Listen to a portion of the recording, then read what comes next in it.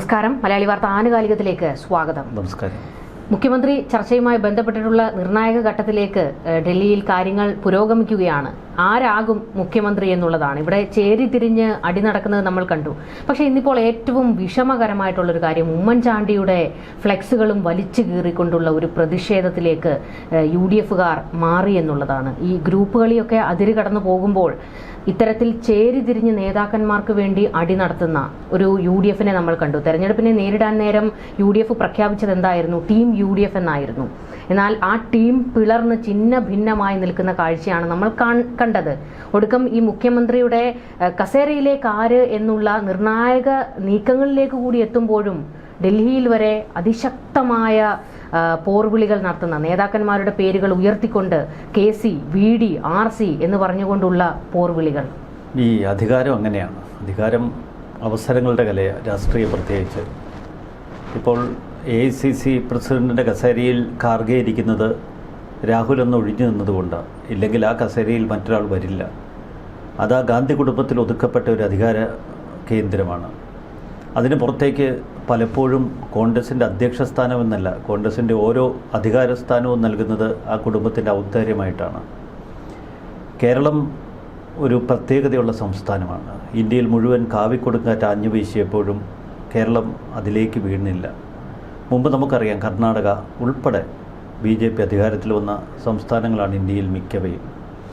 അതിൽ ദ്രാവിഡ പാർട്ടികൾ കൈയടക്കി വെച്ചിരിക്കുന്ന തമിഴ്നാട്ടിൽ BJPക്ക് വളർന്നു കയറുക അത്ര എളുപ്പമല്ലായിരുന്നു. പക്ഷേ കേരളത്തിൻ്റെ പശ്ചാത്തലം BJPയുടെ കൈകളിലേക്ക് പലപ്പോഴും ഈ സംസ്ഥാനം എത്തുമെന്ന തോന്നൽ അവർക്കുണ്ടായി. പക്ഷേ കേരളം കോൺഗ്രസിനെ വാരിപ്പിണർന്നു നിന്നു.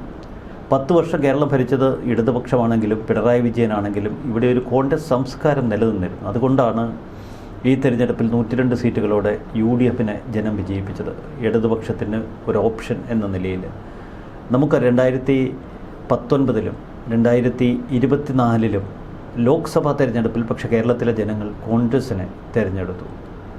ഇത് രാഹുൽ ഗാന്ധിയുടെ മഹത്വം കണ്ടല്ല, രാഹുൽ ഗാന്ധിയോട് ജനങ്ങൾക്ക് മറ്റെന്തെങ്കിലും കടപ്പാടുള്ളത് കൊണ്ടുമല്ല. ഇത് ഒരു സംസ്കാരമാണ്, കോൺഗ്രസ് സംസ്കാരമാണ്.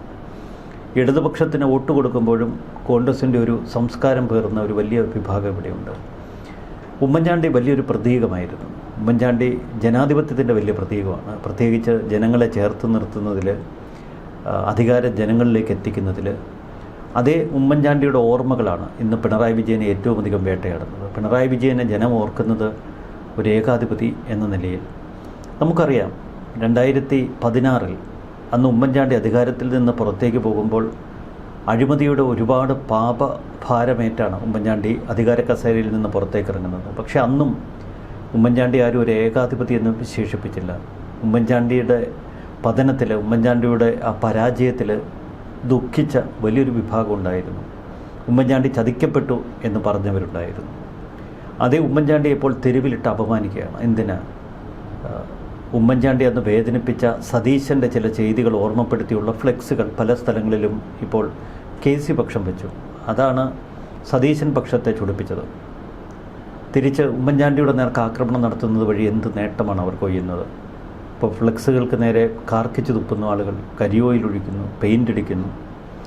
ഇത്തരത്തിൽ ഏറ്റവും മലീമസപ്പെട്ട് കിടക്കുകയാണ്. ഡൽഹിയിലെ കസേര ആർക്കെങ്കിലും എടുത്തുകൊണ്ട് ഓടാമായിരുന്നെങ്കിൽ ഇതിനകം തന്നെ കസേരയും പെറുക്കി ഓടിയാൻ. ആ കസേര ആർക്ക് സമ്മാനിക്കും എന്നതിൽ ചർച്ചകൾ നീണ്ട ഈ മണിക്കൂറുകളിൽ എന്തൊക്കെ വൃത്തികേടുകളാണ് ഈ പാർട്ടി കണ്ടത്, എന്തൊക്കെ നികൃഷ്ടമായ പ്രവർത്തനങ്ങളാണ് കേരളത്തിൽ നടന്നത്. ഇതൊരു കോൺഗ്രസ് സംസ്കാരമല്ല. കോൺഗ്രസിനെ എന്തൊക്കെയോ ചില മാഫിയ സംഘങ്ങളും തൽപര കക്ഷികളും ഹൈജാക്ക് ചെയ്തിരിക്കുന്നു. ഈ കഴിഞ്ഞ തെരഞ്ഞെടുപ്പിൽ ഇത് അത്ര പ്രകടമായിരുന്നില്ല. പക്ഷേ തെരഞ്ഞെടുപ്പിന് തൊട്ടു പിന്നാലെ സതീശൻ പക്ഷത്തെ പിന്തുണച്ച് പ്രകടനങ്ങൾ നടത്തുന്നത് ഇസ്ലാമിസ്റ്റുകളാണ് എന്ന് KC പക്ഷം പറയുന്നു. KC പക്ഷം ഇന്ത്യയിലെ ചില ബിസിനസ് മാഫിയകളുടെ കൈകളിലാണ് എന്ന് സതീശൻ പക്ഷം പറയുന്നു. സീനിയോറിറ്റിയും പക്വതയും അവകാശപ്പെടുന്ന രമേശ് ചെന്നിത്തല ഇപ്പോൾ തെരുവ് പ്രകടനങ്ങളിൽ നിന്ന് അണികളെ മാറ്റി നിർത്തിയിട്ടുണ്ട്. അദ്ദേഹം ഡൽഹിയിലെത്തി തൻ്റെ സ്ഥാനം ഉറപ്പിക്കാനുള്ള ശ്രമം തുടരുന്നു. പക്ഷെ മറ്റ് 2 വിഭാഗങ്ങളും പരസ്പരം ചേരി തിരിഞ്ഞ് പോർ വിളിച്ച് ആക്രമണങ്ങൾ തുടരുകയാണ്. അതൊരു വല്ലാത്ത കാഴ്ചയാണ്. ഞാൻ കുറച്ചു മുമ്പ് ഒരു കോൺഗ്രസ് നേതാവുമായി ഫോണിൽ സംസാരിച്ചു. ഡൽഹിയിലെ കാര്യങ്ങളൊക്കെ അറിയുക, ഒരു മുതിർന്ന നേതാവാണ്. അദ്ദേഹം എന്നോട് പറഞ്ഞു, സത്യപ്രതിജ്ഞ ആര് നടത്തിയാലും ആ സത്യപ്രതിജ്ഞാ പന്തലിലേക്ക് വരാതിരിക്കുന്നതാണ് നല്ലത്. ഞാൻ ചോദിച്ചാൽ എന്തായാലും അവർ കസേര എടുത്ത് ചെയ്തു തിരിഞ്ഞ് അടിയുണ്ടാകും. സത്യപ്രതിജ്ഞാ ചടങ്ങ് അലങ്കോലപ്പെടുത്തിയ കോൺഗ്രസ് പ്രവർത്തകർ തിരിച്ചു പോകും. അത്രയേറെ വാശി ഈ പ്രവർത്തകരുടെ ഉള്ളിൽ മുളപൊട്ടി. ഈ രാഹുൽ ഗാന്ധി ഒരു മരവാഴയാണോ എന്ന് ചോദിക്കുന്ന ചിലരുണ്ട് ഇപ്പോൾ സമൂഹ മാധ്യമങ്ങളിൽ. അതെന്താ കാരണം? ഏപ്രിൽ 9-ാം തീയതി വോട്ടെടുപ്പ് കഴിഞ്ഞതാണ്. ഇനി രാഹുൽ ഗാന്ധിക്ക് ഒഴികെ പിന്നെ കുറേ അന്തംഗമ്മികൾക്കും ബാക്കി കേരളത്തിലെ ജനങ്ങൾക്കെല്ലാം അറിയാമായിരുന്നു UDF നല്ല ഭൂരിപക്ഷത്തിൽ വരുമെന്ന്. അന്നോട്ടുള്ള എല്ലാ ചർച്ചകളിലും നമ്മൾ ഉൾപ്പെടെയുള്ള സമൂഹ മാധ്യമങ്ങളിലും ജനങ്ങൾക്കിടയിലും ജീവിക്കുന്ന എല്ലാവരും UDF അധികാരത്തിൽ വരുമെന്ന് ഉറപ്പിച്ചിരുന്നു. നമുക്കറിയാം, വോട്ടെണ്ണലിൻ്റെ 2 ദിവസം മുമ്പ് KPCC ആസ്ഥാനത്തിന് മുന്നിൽ അവർ പന്തലിടുന്നു. അപ്പോൾ അവർക്കും കോൺഫിഡൻസ് ഉണ്ടായിരുന്നു. എന്നിട്ടും എന്തുകൊണ്ടൊരു മുഖ്യമന്ത്രിയെ തീരുമാനിക്കാൻ രാഹുൽ ഗാന്ധിക്ക് കഴിഞ്ഞില്ല? എന്തുകൊണ്ടൊരു അനുരഞ്ജന ഫോർമുലയിൽ എത്തിക്കാൻ രാഹുൽ ഗാന്ധിക്ക് കഴിഞ്ഞില്ല? പരസ്പരം ചെളിവാരിയെറിഞ്ഞ് പരസ്പരം പോരടിച്ച ഒരു വല്ലാത്ത കൂട്ടരായിരുന്നോ ഒരുമിച്ച് ചേർന്ന് കേരളത്തെ UDF എന്ന പേരിൽ നയിച്ചത്? ഇതൊക്കെ ഇപ്പോൾ നമ്മൾ തിരിച്ചറിയുകയാണ്. ഈ രാഷ്ട്രീയം ചതിവുകളുടെ ഒരു വല്ലാത്ത കാഴ്ച കൂടിയാണ്. നമുക്ക് പഴയ കരുണാകരൻ്റെ കാലത്ത്, ഉമ്മൻചാണ്ടിയുടെ കാലത്ത്, ആൻ്റണിയുടെ ഡൽഹിയിൽ നിന്നുള്ള വരവിൽ ഇതിലൊക്കെ നമുക്ക് പല ചതിവുകൾ കൽപ്പിക്കാൻ കഴിയും. പക്ഷേ 2021-ൽ 2016-21 കാലഘട്ടത്തിൽ അന്ന് രമേശ് ചെന്നിത്തല കേരളത്തിൻ്റെ പ്രതിപക്ഷ നേതാവ്. 2021 നിയമസഭാ തെരഞ്ഞെടുപ്പിന് അന്ന് UDF കടക്കുന്നത് ഒരു 10 അംഗ സമിതിയെ മുൻനിർത്തിയാണ്. ആ സമിതിയുടെ ചെയർമാൻ എന്ന് ഉമ്മൻചാണ്ടിയാണ്. അതാണ് ഇപ്പോഴും ചെന്നിത്തല പറയുന്നത്. ചെന്നിത്തല പ്രതിപക്ഷ നേതാവായിരുന്നു എങ്കിലും അന്ന് A ഗ്രൂപ്പ് അതിശക്തമാണ്. ചെന്നിത്തലയുടെ I ഗ്രൂപ്പിനേക്കാൾ 2021-ൽ തെരഞ്ഞെടുപ്പിനെ നേരിടുന്ന A ഗ്രൂപ്പിനെ ഗ്രൂപ്പ് അടിസ്ഥാനത്തിൽ എതിരിടാൻ അന്ന് രമേശ് ചെന്നിത്തലയ്ക്ക് കഴിയുമായിരുന്നില്ല. അതുകൊണ്ടാണ് ഈ 10 അംഗ സമിതി വരുന്നത്. ഉമ്മൻചാണ്ടി അതിൻ്റെ തലവനാകുന്നത്. പ്രതിപക്ഷ നേതാവ് അന്ന് ഏറെക്കുറെ അപ്രസക്തനായ ഒരു തെരഞ്ഞെടുപ്പായിരുന്നത്. ആ തെരഞ്ഞെടുപ്പിൽ വീണ്ടും പിണറായി വിജയൻ അധികാരത്തിൽ വന്നു. അന്ന് MLA-മാരുടെ തലയെണ്ണിയപ്പോൾ ഭൂരിപക്ഷം രമേശ് ചെന്നിത്തലയ്ക്കായിരുന്നു. എന്നാൽ KC വേണുഗോപാൽ ഇതിനകം തന്നെ ഡൽഹിയിൽ ശക്തനായി, രാഹുൽ ഗാന്ധിയുടെ വലം കൈയായി. 2019-ലെ തെരഞ്ഞെടുപ്പ് നമുക്കറിയാം. രാഹുൽ ഗാന്ധി അമേഠിയിലൊക്കെ തോറ്റ്, എന്നാൽ വയനാട്ടിൽ നിലയുറപ്പിച്ചൊരു സമയം. ഈ കാലഘട്ടത്തിൽ KC വേണുഗോപാൽ സമൃദ്ധമായി ചില കരുക്കൾ നീക്കി. രാഹുൽ ഗാന്ധിയെ കേരളത്തിലെ വയനാട്ടിൽ നിന്ന് മത്സരിപ്പിച്ച് വിജയിപ്പിക്കുമ്പോൾ KC ചില ഉറപ്പുകളൊക്കെ മേടിച്ചിരുന്നു. ഭാവിയിൽ ഇവിടെ ഒരു മുഖ്യമന്ത്രി കസേരയിലേക്ക് ഒരു തെരഞ്ഞെടുപ്പ് വരുമ്പോൾ തന്നെ പരിഗണിക്കണം എന്ന KCയുടെ അഭ്യർത്ഥന, ഇതൊക്കെ രാഹുൽ അംഗീകരിച്ചിരുന്നു. രാഹുലും KCയും തമ്മിൽ വല്ലാത്തൊരു ബന്ധമുണ്ട്. അത് നമ്മൾ AICCയുടെ പ്രവർത്തനങ്ങളിൽ മാത്രമല്ല, ഇരുവരും ഒന്നിച്ചുള്ള യാത്രകളിലും രണ്ടുപേരുടെയും ശരീരഭാഷകളിലും ഒക്കെ നമുക്ക് കാണാൻ കഴിയും. ഇവിടെ KC വേണുഗോപാലിനെ കേരളത്തിൻ്റെ മുഖ്യമന്ത്രിയാക്കാൻ രാഹുൽ ഗാന്ധി മനസ്സുകൊണ്ട് ആഗ്രഹിച്ചു. അതാണ് ഇവിടെ സംഭവിച്ച ഒന്നാമത്തെ പാളിച്ച. അത്തരമൊരു ആഗ്രഹം രാഹുൽ ഗാന്ധിക്കുണ്ടായിരുന്നു എങ്കിൽ നേരത്തെ തന്നെ KCയെ കേരളത്തിലേക്ക് അയക്കാമായിരുന്നു. ഇവിടെ നിയമസഭാ തെരഞ്ഞെടുപ്പിൽ മത്സരിപ്പിക്കാമായിരുന്നു. അതിനുശേഷം കേരളത്തിലെ സംഘടനാ കാര്യങ്ങളിൽ KC വേണുഗോപാലിന് വേണ്ടത്ര പ്രാതിനിധ്യം കൊടുക്കാമായിരുന്നു. കേരളത്തിൻ്റെ ചുമതലയുള്ള AICC സെക്രട്ടറി ദീപദാസ് മുൻഷിയാണ്. KC വേണുഗോപാലിനെ സംബന്ധിച്ച് മറ്റ് സംസ്ഥാനങ്ങളുടെ ചുമതലയാണ്. അഖിലേന്ത്യാ ഉത്തരവാദിത്തമുള്ള AICCയുടെ സംഘടനാകാര്യ ചുമതലയുള്ള ജനറൽ സെക്രട്ടറിയാണ്. പക്ഷേ KC വേണുഗോപാൽ എന്താണ് കഴിഞ്ഞ കുറേ കാലമായി ചെയ്തത്? കേരളത്തിൽ തനിക്ക് സ്വാധീനമുള്ളൊരു ഗ്രൂപ്പിനെ വളർത്തിയെടുത്തു. ഇവിടെയാണ് ഞാൻ പറഞ്ഞൊരു ചതിവ്. 2021-ൽ രമേശ് ചെന്നിത്തലയെ വെട്ടി അന്ന് VD സതീശനെ കേരളത്തിൻ്റെ പ്രതിപക്ഷ നേതാവാക്കുമ്പോൾ ഒരു മുദ്രാവാക്യം മുന്നോട്ട് വെച്ചു KC വേണുഗോപാൽ. ഇനി കേരളത്തിൽ ഗ്രൂപ്പ് ഇല്ല. ഗ്രൂപ്പ് അടിസ്ഥാനത്തിൽ MLA-മാരെ വീതം വെക്കുന്നതും ഗ്രൂപ്പ് അടിസ്ഥാനത്തിലുള്ള ചർച്ചകളും ഇനി കേരളത്തിൽ നടക്കില്ല. ഇത് പറഞ്ഞുകൊണ്ടാണ് അന്ന് K. സുധാകരനെ KPCC അധ്യക്ഷനാക്കിയത്. K. സുധാകരന് ഗ്രൂപ്പില്ല. മറുവശത്ത് VD സതീശന് ഗ്രൂപ്പില്ല. തനിക്ക് ഗ്രൂപ്പില്ല എന്ന് അന്ന് KC വേണുഗോപാൽ പ്രഖ്യാപിച്ചു. അപ്പോൾ ഗ്രൂപ്പില്ലാത്ത കേരളം, പിന്നീട് ഗ്രൂപ്പ് എന്ന പേരിൽ രമേശ് ചെന്നിത്തല ഇറങ്ങിത്തിരിച്ചാൽ ഒറ്റപ്പെടും എന്ന അവസ്ഥയാണ്. കൃത്യമായി അന്ന് ചെന്നിത്തലയെ വെട്ടിലാക്കി. മറുവശത്തെ A വിഭാഗം അന്ന് ശക്തമായിരുന്നു 2021-ൽ. പക്ഷേ 2026-ൽ എത്തി നിൽക്കുമ്പോൾ A വിഭാഗത്തിന് ഇപ്പോഴും MLA-മാരുണ്ട്. പക്ഷേ അവരെ ഏകോപിപ്പിച്ച് മുന്നോട്ട് കൊണ്ടുപോകാൻ ശക്തനായ ഒരു നേതാവില്ല. ആകെയുള്ളതൊരു ബെന്നി ബെഹനാന്. പക്ഷേ ബെന്നി ബെഹനാനെ സംബന്ധിച്ച് അദ്ദേഹത്തിൻ്റെ താല്പര്യം മാത്രമേ ഉള്ളൂ. പിന്നെ അന്ന് എ വിഭാഗത്തിൽ പ്രബലരായിരുന്ന സിദ്ദിഖ് ഉൾപ്പെടെ തിരുവഞ്ചൂർ രാധാകൃഷ്ണൻ ഉൾപ്പെടെയുള്ള നേതാക്കളൊക്കെ ഇപ്പോൾ കെ സി പക്ഷത്താണ്. സംഘടനയിലെ തൻ്റെ സ്വാധീനം ഉപയോഗിച്ച് എ ഗ്രൂപ്പിനെ മെരുക്കി തൻ്റെ കൂടെയാക്കാൻ ഇതിനകം വേണുഗോപാലിന് കഴിഞ്ഞു. ബെന്നി ബെഹനാൻ്റെ ആകെ ആവശ്യം KPCC അധ്യക്ഷനാവുക, അത് മാത്രമേ ഉള്ളൂ. സ്വന്തം കാര്യം നോക്കി ബെന്നി ബെഹനാൻ ഗ്രൂപ്പിനെ മുച്ചൂടും ചതിച്ചു. അപ്പോൾ എ ഗ്രൂപ്പ് ചിഹ്നിച്ചെതറി KC വേണുഗോപാലിന് അനുകൂലമാക്കി മാറ്റുകയായിരുന്നു KCയുടെ ലക്ഷ്യം. മറുവശത്ത് KC എന്തായിരുന്നു? 2021 കേരളത്തിലെ ഏറ്റവും സുരക്ഷിത മണ്ഡലമാണ് ഇരിക്കൂറിലെ എ ഗ്രൂപ്പിനായിരുന്നു ആ സീറ്റ് KC ജോസഫിന്. KC ജോസഫിൻ്റെ പ്രായാധിക്യം ഒട്ടനവധി തവണ അവിടെ മത്സരിച്ചു. ഇതൊക്കെ പറഞ്ഞ് KC അന്ന് സീറ്റിൽ നിന്ന് മാറ്റി. പകരം എ ഗ്രൂപ്പിലെ പ്രബലനായിരുന്ന സോണി സുഭാഷിനായിരുന്നു ഇരിക്കൂർ സീറ്റ് കൊടുക്കേണ്ടത്. സോണിയുടെ പേര് വെട്ടി അന്നൊട്ടും കേട്ടുകേൾവി പോലുമില്ലാത്ത സജീവ് ജോസഫിനെ ഇരിക്കൂറിൽ മത്സരിപ്പിച്ചു. KCയുടെ ഒരു ആശ്രിതൻ എന്നത് മാത്രമാണ് അന്ന് സജീവ് ജോസഫിനുണ്ടായിരുന്ന പ്രത്യേകത. അങ്ങനെ സജീവിനെ ഇരിക്കൂറിൽ മത്സരിപ്പിക്കുന്നു.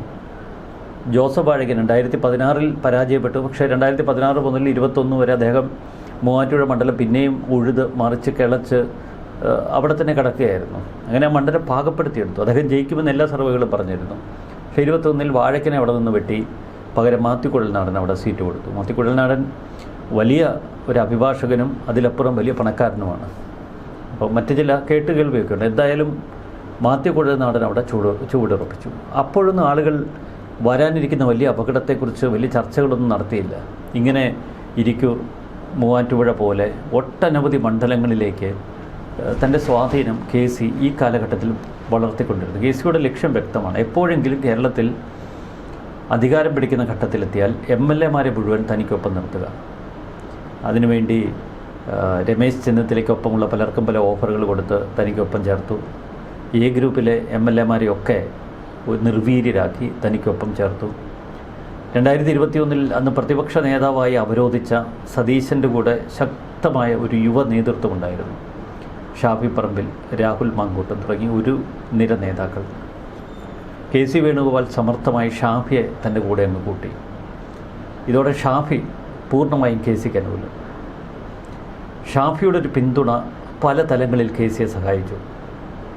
മറുവശത്ത് സതീശൻ ആ കാലഘട്ടത്തിലേറെ ദുർബലനായി. അതാണ് പിന്നീട് രാഹുൽ മാങ്കൂട്ടത്തിനോടുള്ള ഒരു കലിപ്പിന് കാരണം. സതീശൻ്റെ ഗ്രൂപ്പിൽ ദുർബലനായപ്പോൾ സതീശൻ മുസ്ലിം ലീഗിനോട് കൂടുതൽ ആഭിമുഖ്യം പുലർത്തി.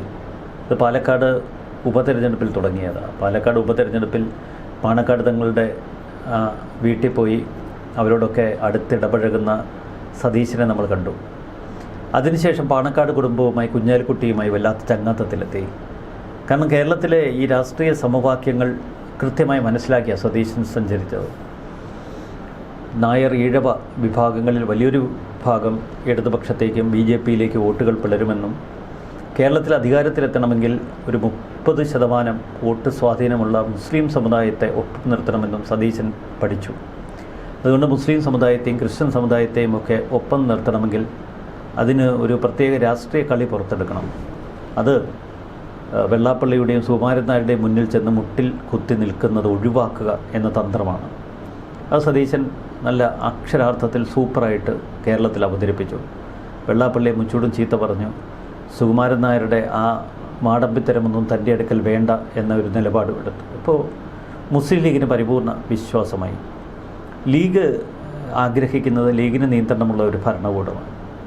2026 UDF അധികാരത്തിൽ വരുമ്പോൾ മുസ്ലിം ലീഗിന് വലിയ പ്രതീക്ഷകളുണ്ട്. 5 മന്ത്രിമാർ മാത്രമല്ല, ഭരണത്തെ നിയന്ത്രിക്കാൻ തങ്ങൾക്ക് കഴിയണം. ഭരണകൂട തലപ്പത്ത് മറ്റേതെങ്കിലും അദൃശ്യ നിയന്ത്രണങ്ങൾ വരരുത്. രമേശ് ചെന്നിത്തല വന്നാൽ ഒരുപക്ഷേ സുകുമാരൻ നായരുടെയും വെള്ളാപ്പള്ളിയുടെയും ഒക്കെ അദൃശ്യ കരങ്ങൾ ഈ ഭരണകൂട തലപ്പത്തിലേക്ക് വരും എന്ന ഭയം കുഞ്ഞാലിക്കുട്ടിക്കുണ്ട്, മുസ്ലിം ലീഗിനുണ്ട്. KC വേണുഗോപാലിനെയും അത്ര കണ്ടവർ ഇഷ്ടപ്പെടുന്നില്ല. കാരണം KC മറ്റ് ചില സ്വാധീനങ്ങൾക്ക് വഴിപ്പെടാം, സുകുമാരൻ നായരുമായി ഒരു ചങ്ങാത്തത്തിൽ ആകാം എന്നൊക്കെയുള്ളൊരു ധാരണയുണ്ട്. സതീശനെ കിട്ടിയാൽ തങ്ങളുടെ ഇംഗിതത്തിന് കൂട്ടിക്കൊണ്ട് നടക്കാം എന്നൊരു പ്രതീക്ഷയാണ് മുസ്ലിം ലീഗിനുള്ള. അങ്ങനെ ഒരു പ്രത്യേക രാഷ്ട്രീയ സമവാക്യം രൂപപ്പെട്ടു വന്നു കേരളത്തിൽ. അതാണ് ഇപ്പോഴത്തെ അന്തരീക്ഷം ഇത്രമേൽ കലുഷിതമാക്കിയത്. നമുക്കിനി യാഥാർത്ഥ്യബോധത്തോടെ ഇപ്പോഴുള്ള 3 പേരുടെയും അവകാശവാദങ്ങളെ ഒന്ന് വിലയിരുത്തുമ്പോൾ രമേശ് ചെന്നിത്തല സീനിയറാണ്, പക്വതയുള്ള നേതാവാണ്. അദ്ദേഹത്തിന് വളരെ കാലമായി, നമുക്കറിയാം 2011-16 കാലഘട്ടത്തിൽ ഉമ്മൻചാണ്ടിയെ മാറ്റി ഒരു മുഖ്യമന്ത്രി സ്ഥാനം കിട്ടാൻ ഒരുപാട് കളികൾ കളിച്ചു, ഒരുപാട് ആഗ്രഹിച്ചിരുന്നു. 2016 തോൽവി, 2021 തോൽവി. 2 തോൽവിയോടെ തൻ്റെ സാധ്യതകൾ അടഞ്ഞു എന്ന് മനസ്സിനെ പറഞ്ഞു പഠിപ്പിക്കാൻ രമേശ് ചെന്നിത്തല ഒരുക്കമല്ല. ഇത് അവസാന ചാൻസാണ്, ഇനിയില്ലെങ്കിൽ ഒരിക്കലുമില്ല. ഇത് രമേശ് ചെന്നിത്തലയ്ക്ക് അറിയാം. അതുകൊണ്ട് തനിക്ക് മുഖ്യമന്ത്രി സ്ഥാനം തന്നില്ല എങ്കിൽ ഒരു സ്ഥാനവും വേണ്ട, MLA സ്ഥാനം രാജിവെച്ച് വീട്ടിൽ പോയിരിക്കും എന്നാണ് രമേശ് ചെന്നിത്തലയുടെ നിലപാട്. മറുവശത്ത് വി ഡി സതീശന് ജനങ്ങളുടെ പിന്തുണയാണ് സതീശൻ അവകാശപ്പെടുന്നത്. ഒരു കൂട്ടർ പറയുന്നത് 45 MLA-മാരുടെ പിന്തുണയുണ്ടെന്ന്, KC വേണുഗോപാൽ. രമേശ് ചെന്നിത്തലയ്ക്ക് 10 MLA-മാരുടെ പിന്തുണയുണ്ടെന്ന്. എനിക്ക് ആരുടെയും വേണ്ട, ജനങ്ങളുടെ പിന്തുണ മാത്രം മതിയെന്ന് വി ഡി സതീശൻ. നമ്മളെ അത്ഭുതപ്പെടുത്തുന്നത് സോഷ്യൽ മീഡിയയിൽ ഇപ്പോൾ വി ഡി സതീശന് വേണ്ടി ഉയരുന്ന തരംഗമാണ്. അതിന് പിന്നിലൊരു യാഥാർത്ഥ്യത്തിൻ്റെ മറ്റൊരു കഥയുണ്ട്.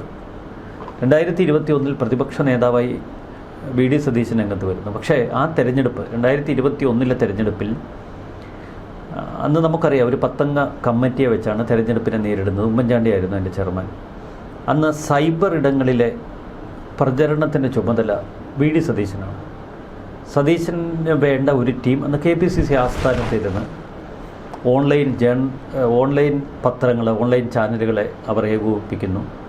സോഷ്യൽ മീഡിയ പേജുകൾ തുടങ്ങി അതിൽ പ്രൊമോഷൻസ് നടത്തുന്നു.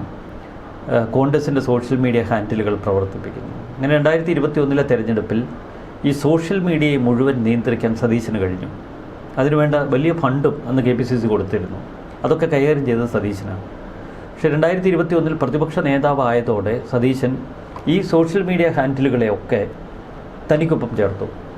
പിന്നീട് 2021 മുതൽ 26 വരെ ഈ സോഷ്യൽ മീഡിയ ഹാൻഡിലുകളെ പൂർണ്ണമായും സതീശൻ നിയന്ത്രിച്ചു. സതീശൻ്റെ ചില വിങ്ങുകൾ അതിനെ കൈകാര്യം ചെയ്തു. ഇതിനിടയിൽ 2 തെരഞ്ഞെടുപ്പ്, ഒന്ന് ലോക്സഭാ തെരഞ്ഞെടുപ്പ്, ഒന്ന് തദ്ദേശഭരണ തെരഞ്ഞെടുപ്പ്. ഈ 2 തെരഞ്ഞെടുപ്പ് സമയത്തും ധാരാളം ഫണ്ട് സോഷ്യൽ മീഡിയ പ്രൊമോഷൻസിന് വേണ്ടി മാറ്റിവെച്ചു. ഈ പണം ഈ സംവിധാനങ്ങളെ നിലനിർത്താൻ ഉപയോഗിക്കുകയും ചെയ്തു. ചുരുക്കത്തിൽ വലിയ ഒരു 300 പേജുകളിലധികം ഫേസ്ബുക്ക് പേജുകൾ, വാട്സാപ്പ് ഗ്രൂപ്പുകൾ, സോഷ്യൽ മീഡിയ പേജുകൾ, പിന്നെ ഓൺലൈൻ മീഡിയാസുമായിട്ടുള്ള ബന്ധം, ഇതൊക്കെ സതീശന് അനുകൂലമായിരുന്നു. മെയ് 4-ാം തീയതി വോട്ടെടുപ്പ് കഴിഞ്ഞതിൻ്റെ തൊട്ടടുത്ത ദിവസം തൊട്ടുള്ള ഈ പേജുകൾ നോക്കിയാൽ പട നയിച്ചവൻ നാട് നയിക്കട്ടെ എന്ന മുദ്രാവാക്യം ഉയരുന്നത് നമുക്ക് കാണാം. സതീശനെ പുകഴ്ത്തിയുള്ള ഒരുപാട് പോസ്റ്ററുകൾ പ്രത്യക്ഷപ്പെടുന്നു. പിന്നീട് വോട്ടെണ്ണൽ നടന്ന അതേ ദിവസം മുതൽ ഒരേ സ്വഭാവം, ഓരോ ഡിസൈനുമുള്ള ഈ പോസ്റ്ററുകൾ സമൂഹ മാധ്യമങ്ങളിൽ അങ്ങ് ബഹളമയമാകും, ബോംബുകൾ വർഷിക്കുന്ന പോലെ വർഷിക്കുക. അപ്പോൾ സതീശന് വലിയൊരു ക്യാമ്പയിൻ നടത്താൻ സോഷ്യൽ മീഡിയയിൽ അതിനുള്ള സംവിധാനങ്ങൾ ഒരുക്കിയിരുന്നു. അത് സമർത്ഥമായി ഉപയോഗിച്ചു. ഈ ഒരു ബ്ലാസ്റ്റിൽ കേരളത്തിലെ കോൺഗ്രസ്സുകാരുടെ അല്ലെങ്കിൽ കോൺഗ്രസ് പ്രവർത്തകരുടെ അണികളുടെയൊക്കെ മനസ്സിലേക്ക് സതീശൻ തന്നെയാണ് മുഖ്യമന്ത്രി സ്ഥാനാർത്ഥി, അല്ലെങ്കിൽ മുഖ്യമന്ത്രി സ്ഥാനത്തിന് അനുയോജ്യൻ എന്നൊരു ചിന്ത ബലപ്പെട്ടു. അതോടെ ജനങ്ങൾ വലിയൊരു ആവേശത്തിലായി, സതീശൻ തന്നെ. മറുവശത്ത് എന്താ കാര്യം, KC വേണുഗോപാലിനെ കെട്ടിയിറക്കാൻ നോക്കുന്നു. അതൊരു സാധാരണ കോൺഗ്രസ് പ്രവർത്തകനോ കേരളത്തിലെ സാധാരണക്കാരനോ ജനങ്ങളോ ഇഷ്ടപ്പെടുന്നില്ല. അത്തരം കെട്ടിയിറക്കലുകൾ ഇവിടെ വേണ്ട എന്നവർ ശഠിച്ചു. മറുവശത്ത് സതീശൻ്റെ ക്യാമ്പയിൻ തുടങ്ങി. ഇതോടെ ജനം തെരുവിലേക്ക് ഇറങ്ങി. അങ്ങനെ ഒരു, നമുക്കിതിനെ വേണമെങ്കിൽ ആർട്ടിഫിഷ്യൽ ഓർഗാനിക് ഗ്രോത്ത് എന്ന് വേണമെങ്കിൽ ഇതിനെ വിശേഷിപ്പിക്കാം. മറുവശത്ത് രമേശ് ചെന്നിത്തലയ്ക്ക് ഈ സൈബർ ഇടങ്ങളിൽ വലിയ ആവേശം ഉണ്ടാക്കാനും വലിയ പ്രചരണം നടത്താനും അതിനുള്ള സംവിധാനങ്ങളൊന്നും ഉണ്ടായിരുന്നില്ല ഒരു വശത്ത്. 2, രമേശ് ചെന്നിത്തല ഇതൊക്കെ ഭയപ്പെടുകയും ചെയ്തു. വലിയ ഓളം ഉണ്ടാക്കി കളത്തിലിറങ്ങി കളിച്ചാൽ തന്നെ എല്ലാവരും കൂടി ആക്രമിക്കുമോ, നെഗറ്റീവ് ആകുമോ എന്നൊക്കെ കരുതി രമേശ് ചെന്നിത്തല സൈലൻ്റായി. എന്നാൽ ഏറ്റവും ഒടുവിൽ റേസിൽ രമേശ് പുറത്തേക്ക് എന്നുള്ളൊരു പ്രതീതി വന്നപ്പോൾ കുറച്ചൊക്കെ അണികളെ കൊണ്ട് തനിക്ക് വേണ്ട കാര്യങ്ങൾ നീക്കാനൊക്കെ രമേശ് ശ്രമിച്ചു. അത്രേ ഉള്ളൂ. രമേശ് പക്ഷേ അതിൽ വലിയ രാഷ്ട്രീയ പക്വത പ്രകടിപ്പിച്ചു. നമുക്കത് അനുമോദിക്കാതെ വയ്യ. ഈ ഒരു റേസിൽ ഒരിക്കലും നികൃഷ്ടമായ ഒരു ആക്രമണങ്ങൾക്കോ തെരുവിലിറങ്ങി തൻ്റെ അനുയായികളെ കൊണ്ട് പ്രകടനങ്ങൾ നടത്തിക്കാനൊന്നും രമേശ് ശ്രമിച്ചില്ല. മറുവശത്ത് KC വേണുഗോപാൽ ഡൽഹിയിലൊക്കെ കാണുന്ന ആക്രമണോന്മുഖമായ ഒരു രാഷ്ട്രീയ മുഖം പുറത്തെടുത്തു. ഇവിടെയാണ് ഈ തലയെണ്ണി റിസോർട്ട് രാഷ്ട്രീയം എന്നൊക്കെ നമ്മൾ വിശേഷിപ്പിക്കുന്ന തലത്തിലേക്ക് കാര്യങ്ങൾ എത്തിച്ചത്. ഇറങ്ങിക്കളിക്കാൻ നല്ല ഉശിരുള്ള ഒരുപിടി നേതാക്കൾ. നമുക്കറിയാം ഷാഫി പറമ്പിൽ, മാത്യു കുഴൽനാടൻ, അങ്ങനെ കെ സിയുടെ ടീം മാനേജർമാർ കിടുക്കാച്ചികളായിരുന്നു. അവരിറങ്ങിക്കളിച്ചു. മറ്റുള്ള MLA മാരെയൊക്കെ അവർ വശത്താക്കി. ഇതിനിടയിൽ ഒരു വലിയ സംഭവം കൂടിയുണ്ട്. ഈ ഇടതുപക്ഷം ഈ കഴിഞ്ഞ തെരഞ്ഞെടുപ്പിനെ നേരിട്ടപ്പോൾ നമ്മളൊക്കെ പറയും അവർക്ക് 10,000 കോടിയുണ്ട്, 5,000 കോടിയുണ്ട് എന്നൊക്കെ പറയും. പക്ഷേ അത്രയധികം ഫണ്ട് ഈ സ്ഥാനാർത്ഥികൾക്ക് കൊടുത്തില്ല. ചിലപ്പോൾ നേതാക്കൾ വീട്ടിൽ കൊണ്ടുപോയി കാണും. ഓരോ സ്ഥാനാർത്ഥികൾക്കും ആദ്യഘട്ടത്തിൽ 50 ലക്ഷം രൂപ കൊടുത്തു, പിന്നീട് 25 ലക്ഷം രൂപ കൊടുത്തു. അങ്ങനെയൊക്കെ അവർ അവസാനിപ്പിച്ചു.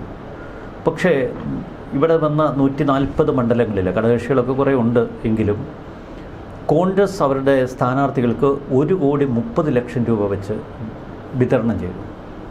നമുക്കറിയാം 140 മണ്ഡലങ്ങൾ, അല്ലെങ്കിൽ കോൺഗ്രസിൻ്റെ 63 പേര് ഇപ്പോൾ ജയിച്ചു വന്നു, 100 സീറ്റോളം മത്സരിച്ചിരുന്നു. 1,30 ലക്ഷം എന്ന് പറയുമ്പോൾ അതിന് 130 കോടി വേണം. പിന്നെ സെൻട്രലൈസ് ചെയ്തുള്ള പ്രചരണങ്ങൾക്കും KPCC ബേസ് ചെയ്തുള്ള നീക്കങ്ങൾക്കും അവർക്ക് 50 കോടിയോളം വേണം. അപ്പോൾ തന്നെ ആ എമൗണ്ട് 200 കോടിക്ക് അടുത്തെത്തി. ഒരു ഗ്രൂപ്പിനെ നട്ടുവളർത്തുക എന്ന ലക്ഷ്യത്തോടെ പല MLA മാർക്കും 25 ലക്ഷവും 50 ലക്ഷവും KC വേണുപോലൊക്കെ നേരിട്ട് കൊടുത്തു.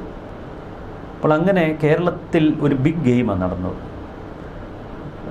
അനൗദ്യോഗിക കണക്കുകൾ പ്രകാരം KPCC എന്ന് പറയാൻ നമുക്ക് കഴിയില്ല, KC വേണുഗോപാൽ AICCയുടെ സംഘടന ചുമതലയുള്ള ഉത്തരവാദിത്തപ്പെട്ട ജനറൽ സെക്രട്ടറി എന്ന നിലയിൽ ഹിമാചൽ, തെലങ്കാന, കർണാടക, അങ്ങനെ പിന്നെ രാജസ്ഥാൻ, അങ്ങനെയുള്ള ഒരുപാട് സ്ഥലങ്ങളിൽ നിന്ന് വലിയ വ്യവസായികളുടെ സഹായത്തോടെ, ഭരണകൂടത്തിൻ്റെ സഹായത്തോടെ ഒരു 100-300 കോടി രൂപ കേരളത്തിലേക്ക് പമ്പ് ചെയ്യിക്കാൻ KCക്ക് കഴിഞ്ഞു. അതെല്ലാം KCയുടെ കൈകളിലൂടെയാണ്.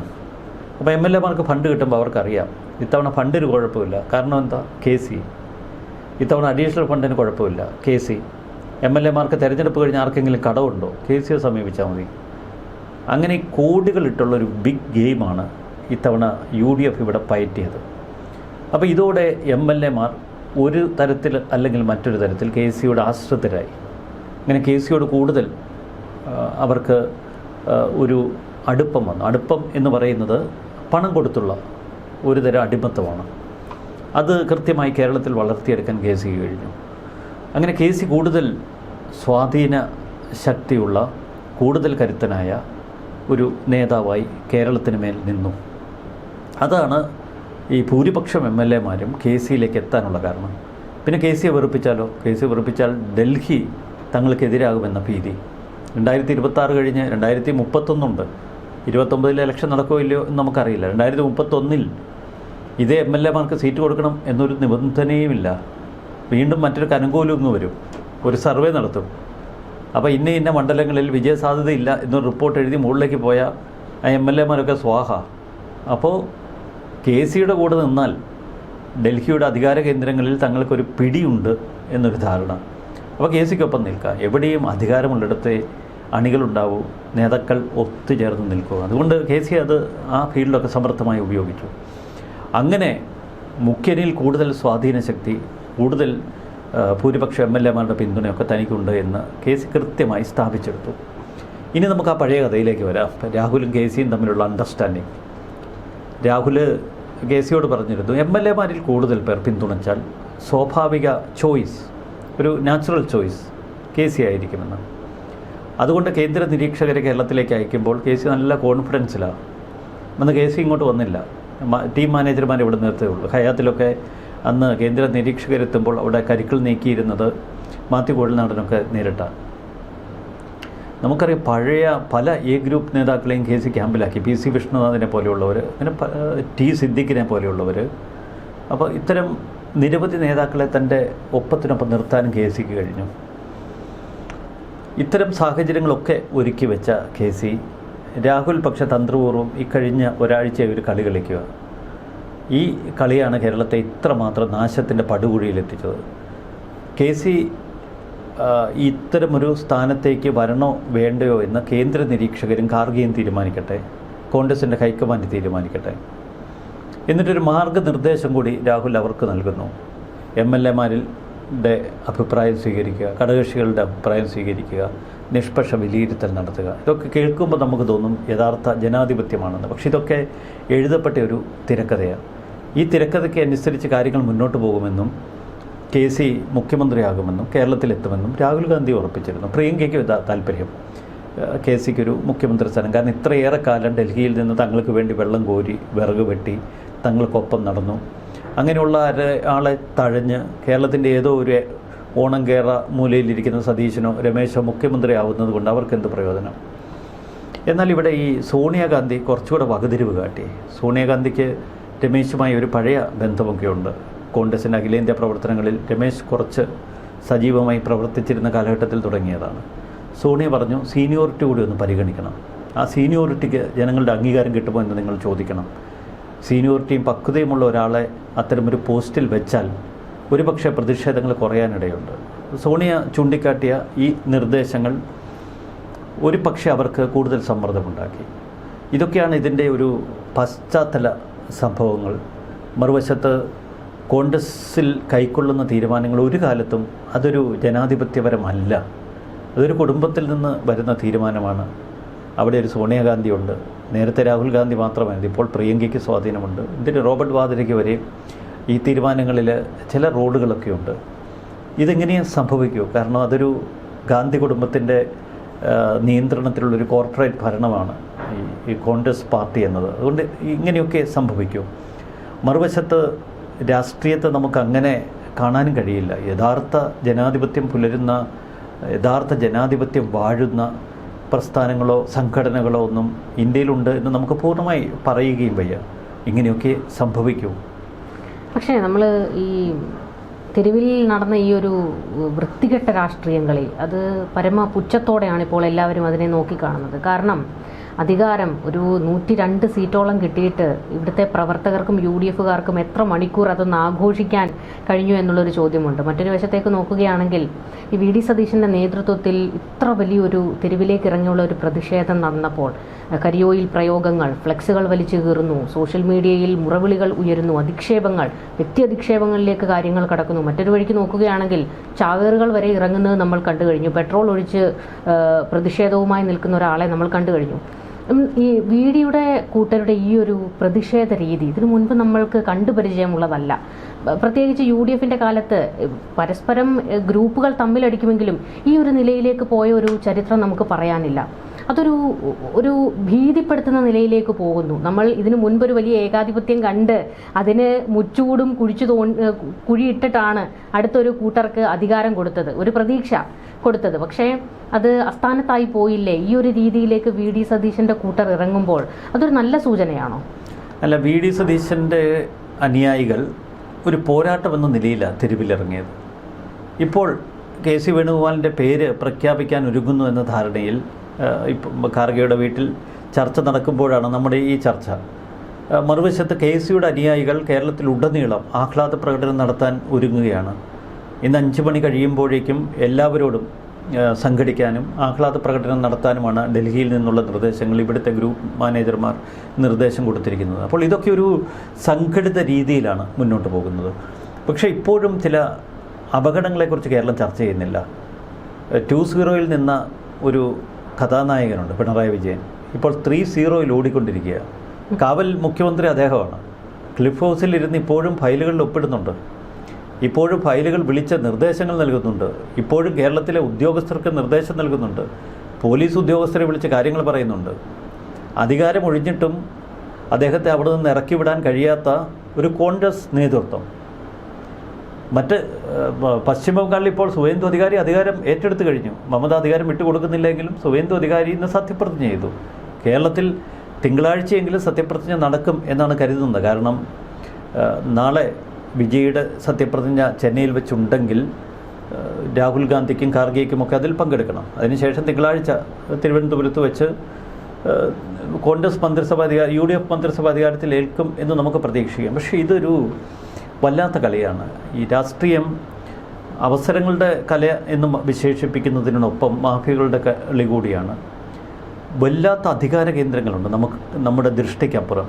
അത് ബിസിനസ് മാഫിയകളുണ്ട്, സാമുദായിക സംഘടനകളുണ്ട്. ഈ 102 എന്ന് പറയുന്ന വല്ലാത്തൊരു ഫിഗറിലെത്തി UDF. നമുക്ക് സമൂഹ മാധ്യമങ്ങൾ നോക്കുമ്പോൾ ഒരു കാര്യം മനസ്സിലാവും. ഈ 102 മരവാഴകളെന്നാണ് സമൂഹ മാധ്യമങ്ങൾ ഇവരെ അധിക്ഷേപിക്കുന്നത്. കാരണം 63 കോൺഗ്രസ് MLA-മാരിൽ ഭൂരിപക്ഷവും കേന്ദ്ര നിരീക്ഷകരുടെ മുന്നിൽ ചെന്ന് പറഞ്ഞതെന്താ, ഞങ്ങളിൽ ആർക്കും മുഖ്യമന്ത്രിയാകാനുള്ള ഒരു കഴിവുള്ളവരില്ല, അതുകൊണ്ട് കഴിവുള്ള KC വേണുഗോപാലേക്ക് വരട്ടെ എന്ന്. ഇപ്പോൾ കേരളത്തിലെ ജനങ്ങളാണ് ഇവിടെ വിഡ്ഢികൾ. 102 പേരെ തിരഞ്ഞെടുത്തിട്ടും അതിലൊരാളെ മുഖ്യമന്ത്രിയാക്കാൻ കൊള്ളില്ല എന്ന് ഇവർ തന്നെ പറയുമ്പോൾ ജനമാണ് പമ്പര വിഡ്ഢികൾ. ജനത്തെയാണ് ഇവർ വെല്ലുവിളിച്ചത്. ഒരു കസേര ആർക്ക് കൊടുക്കണമെന്ന് നേരത്തെ തന്നെ അവർക്ക് തീരുമാനിക്കാമായിരുന്നു, അല്ലെങ്കിൽ അതനുസരിച്ചുള്ള ഒരു ക്രമീകരണം ഏർപ്പെടുത്താമായിരുന്നു. KC കേരളത്തിലേക്ക് വന്നാൽ 2 ഉപതെരഞ്ഞെടുപ്പുകൾ നടക്കണം. ആ 2 ഉപതെരഞ്ഞെടുപ്പിൽ ഇവർ ജയിക്കണമെന്ന് ഒരു വ്യവസ്ഥയുമില്ല. ആലപ്പുഴയിൽ ശോഭാ സുരേന്ദ്രൻ്റെ വല്ലതും നിന്നാൽ കലിമൂത്ത് കോൺഗ്രസ്സുകാർ തന്നെ വോട്ട് മറിച്ചു കൊടുക്കും. ഇരിക്കൂർ സുരക്ഷിത മണ്ഡലം എന്നൊക്കെ പറയുമ്പോഴും അതൊരു കോൺഗ്രസ് രക്തമുള്ള മണ്ഡലമാണ്. കോൺഗ്രസ്സിന് അങ്ങനൊരു വല്ലാത്ത പ്രഹരം കൊടുക്കാൻ കഴിയും പലപ്പോഴും. ഇതുകൊണ്ട് കേരളം ഭയക്കേണ്ട ചിലതൊക്കെ നമുക്ക് ഇതിനിടയിലൂടെ പ്രതീക്ഷിക്കാം. എന്തായാലും ഒരു കാര്യം ഉറപ്പാണ്, ഏറ്റവും നാണം കെട്ട മ്ലേച്ഛമായ രാഷ്ട്രീയ കളിയാണ് നമ്മളിപ്പോൾ കണ്ടത്. ഈ ഒരു അവസ്ഥ എന്ന് പറഞ്ഞാൽ ഇതാണ്. കാരണം കേരളത്തിലെ UDF-കാർക്ക് വലിയൊരു ആവശ്യം, 10 വർഷം ഈ പറയുന്ന പിണറായി വിജയന്റെ ഏകാധിപത്യം കണ്ടും അടുത്ത് അടിയും തല്ലും കൊണ്ട് തെരുവിൽ മുദ്രാവാക്യം വിളിച്ച ഒരു കൂട്ടർ ഇവർക്കൊക്കെ വേണ്ടി പണിയെടുത്തിട്ട് അധികാരം പിടിച്ചു കൊടുത്തിട്ട് ഒരു മുഖ്യമന്ത്രിയെ തീരുമാനിക്കണമെങ്കിൽ കസേരയ്ക്ക് അടി നടത്തുന്ന ഒരു ഗതികേടിലേക്ക് എത്തുന്നതും നമ്മൾ കണ്ടു കഴിഞ്ഞു. അപ്പോൾ ഇനി അടുത്ത 5 വർഷം കഴിയുമ്പോഴത്തേക്ക് വീണ്ടും ജനമൊന്ന് ആലോചിക്കും ആർക്ക് കൊടുക്കണമെന്നുള്ളത്.